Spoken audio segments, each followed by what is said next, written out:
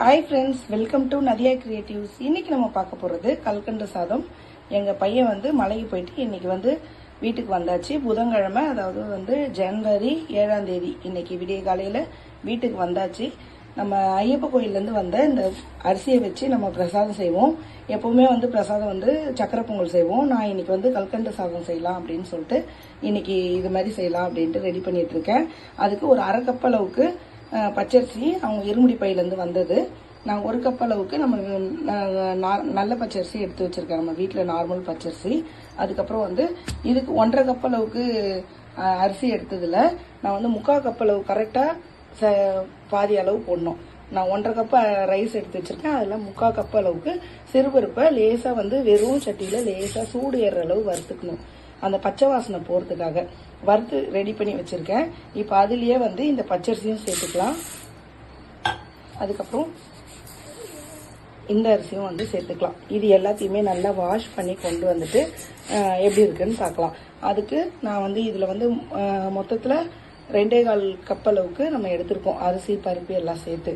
அதுக்கு ஒரு 4.5 கப் அளவுக்கு கண்டிப்பாக நம்ம கல்கண்டு சேர்க்கணும். நான் 2 கப் அளவுக்கு கல்கண்டு எடுத்து வச்சுருக்கேன். நீங்கள் அந்த பெரிய கல்கண்டு வேணாலும் சேர்த்துக்கலாம். அது இருந்ததுன்னா லைட்டாக மிக்சியில் லைட்டாக பொடி பண்ணி சேர்த்துக்கணும். நான் டைமண்ட் கல்கண்டுன்றதுனால சூட்லேயே கரைஞ்சிரும் அப்படின்றதுக்காக நான் அப்படியே ரெடி பண்ணி வச்சுருக்கேன். 2 கப் அளவு சேர்த்துருக்கேன். மிச்சம் 2 கப் அளவுக்கு நம்ம நார்மல் ஒயிட் சுகர் கூட சேர்த்துக்கலாம். இல்லை நீங்கள் விருப்பப்பட்டால் 4 கப்புமே டைமண்ட் கல்கண்டே கூட சேர்த்து செஞ்சுக்கலாம். நான் இது ரெடி பண்ணி வச்சுருக்கேன். இது வாஷ் பண்ணிட்டு எப்படி இருக்குன்னு பார்க்கலாம். இப்போ நல்லா வாஷ் பண்ணி கொண்டு வந்தாச்சு. கொண்டு வந்துட்டு இப்போ ஃபுல் ஃப்ளேம் வச்சுருக்கேன். நல்லா நுரைச்சி கொஞ்சம் வெந்து கடைச்ச பிறகு நான் பால் சேர்க்க போகிறேன். அதனால தான் தண்ணியை கொஞ்சம் கம்மியாக சேர்த்துருக்கேன். முதலே பாலும் சேர்க்கலாம். அதாவது நம்ம இப்போ 1.5 கப் அளவுக்கு எடுத்துருக்கோம்ல, ஒரு 1.5 கப் அளவுக்கு தண்ணி, 1.5 கப் அளவுக்கு பால் காய்ச்சி ஆற வச்ச பால் சேர்த்துக்கலாம். ஆனால் நான் இப்போ என்ன பண்ணியிருக்கேன், அரிசி பருப்பு எல்லாம் சேர்த்து 2.25 கப் எடுத்திருக்கேன். அப்போ ஒரு 4.5 டம்ளர் அளவுக்கு நம்ம சேர்க்கணும். 2.25 கப் அளவுக்கு தண்ணி சேர்த்துருக்கேன். மிச்சம் 2.25 கப் அளவுக்கு பால் சேர்க்கணும். முதலே பால் சேர்த்துட்டா அரிசி பருப்பு வேகாது. அதனால தண்ணி மட்டும் சேர்த்து நம்ம ஓப்பனில் தான் வச்சு வேக வைக்கிறோம். குக்கர்லன்னா ஒன்றாவே எல்லாத்தையும் சேர்த்து அப்படியே வேக வச்சிடலாம். நான் பாத்திரத்தில் தான் வேக வைக்கிறேன் அப்படின்றதுனால நல்லா நம்ம வேக வச்சுட்டு அதுக்கப்புறம் பாலை சேர்க்க போகிறோம். கொஞ்சம் தண்ணி வத்தி வரும் பாருங்க, வெந்து அந்த சமயத்தில் நம்ம பால் சேர்த்துக்கலாம். இப்போ நல்லா கொதிச்சு வந்த பிறகு எப்படி இருக்குன்னு பார்க்கலாம். இப்போ இது ஒரு 3/4 வாசிக்கு நல்லா வெந்திருக்கு பாருங்க. இந்த ஸ்டேஜில் நம்ம பால் சேர்த்துக்கலாம். நான் இன்னும் ஒரு கப் அளவு தண்ணி சேர்த்துருந்தேன், இல்லைன்னா அடி பிடிக்கும்னு சொல்லிட்டு கொஞ்சமாக தண்ணி சேர்த்து வேக வச்சிருந்தேன். ஓப்பன் இதில் பாத்திரத்தில் செய்யறதுனால நம்ம தண்ணி பார்த்து சேர்த்துக்கலாம். இதுவே குக்கரில் இருந்தால் கரெக்டாக அளந்து நம்ம பொங்கலுக்கு சேர்க்குற மாதிரி வெண்பொங்கல் சேர்ப்போம்ல, அந்த அளவுக்கு மெஷர்மெண்ட்டில் சேர்த்துக்கலாம். இப்போ பால் நல்லா ஒரு 2 கப் அளவு சேர்த்துருக்கேன். சேர்த்துட்டு நல்லா வெந்து வரட்டும். வந்த பிறகு எப்படி இருக்குன்னு பார்க்கலாம். நம்ம வீட்டில் இன்னைக்கு சாம்பார், சாப்பாடு, உருளைக்கிழங்கு பொரியல் இதெல்லாம் சாமிக்கு ரெடி பண்ணிட்டு இருக்கோம். அதுக்குள்ளே இந்த ஒரு சைடு நமக்கு பிரசாதமாக ரெடி பண்ணிடலாம் அப்படின்னு சொல்லி ரெடி ஆகிட்டு இருக்கு. இப்போ பால் ஊற்றி நல்லா வெந்திருக்கு பாருங்க.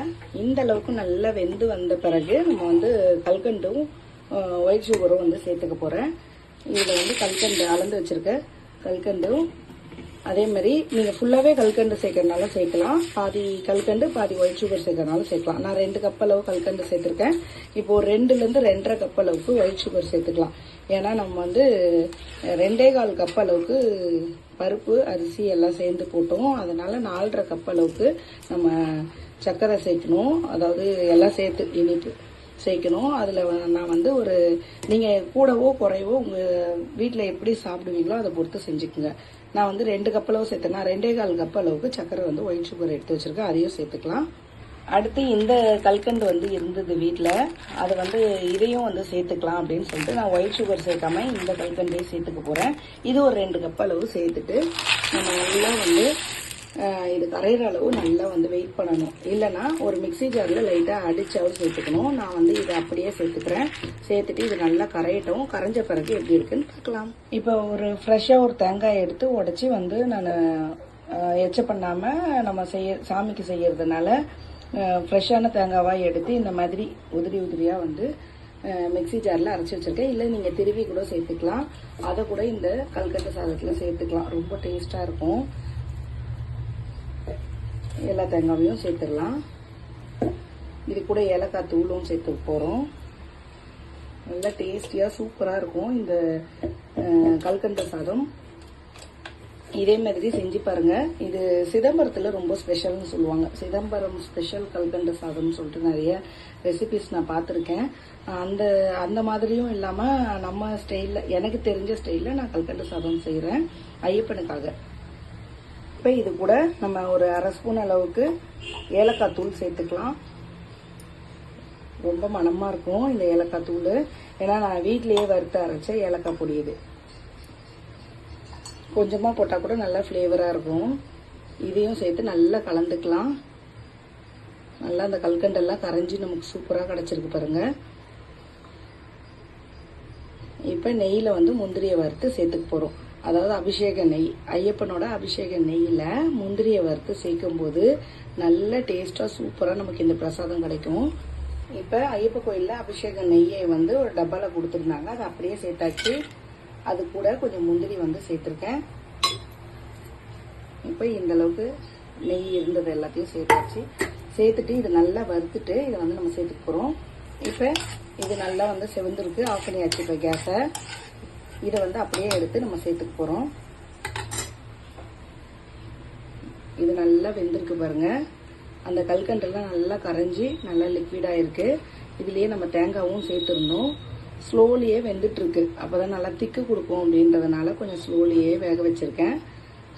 இப்போ வந்து இதில் பச்சை கற்பூரம், அதாவது நம்ம பிரசாதம்னாலே இந்த பச்சை கற்பூரம் போடும்போது தான் அதோடைய நல்ல ஒரு 2 குட்டி பீஸ் அளவு பச்சை கற்பூரம் எடுத்து இது லைட்டாக நுணுக்கி அப்படியே சேர்த்துக்கிறேன்.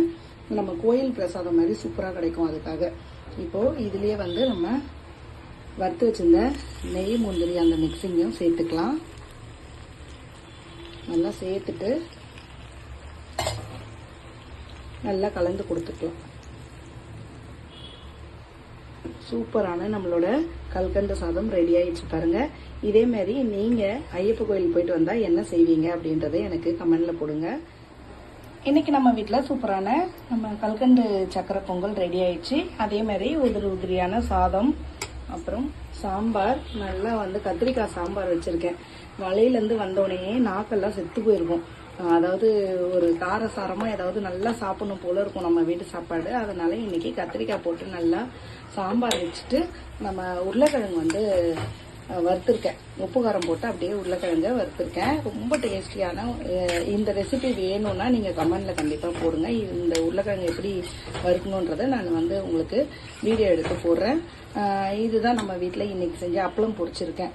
இதுதான் இன்றைக்கி நம்ம வீட்டில் செஞ்ச டிஷ்ஷு. இதே மாதிரி நீங்களும் மலைக்கு போயிட்டு வந்தால் உங்கள் வீட்டில் என்னென்ன செஞ்சீங்கன்றதை கமெண்டில் கண்டிப்பாக போடுங்க. இதே உங்களுக்கு பிடிச்சிருந்தா லைக் பண்ணுங்கள், ஷேர் பண்ணுங்கள், கமெண்ட் பண்ணுங்கள், சப்ஸ்கிரைப் பண்ணுங்கள். பக்கத்தில் பெல் ஐக்கான் பட்டனை ப்ரெஸ் பண்ண மறந்துடாதீங்க. தேங்க்யூ.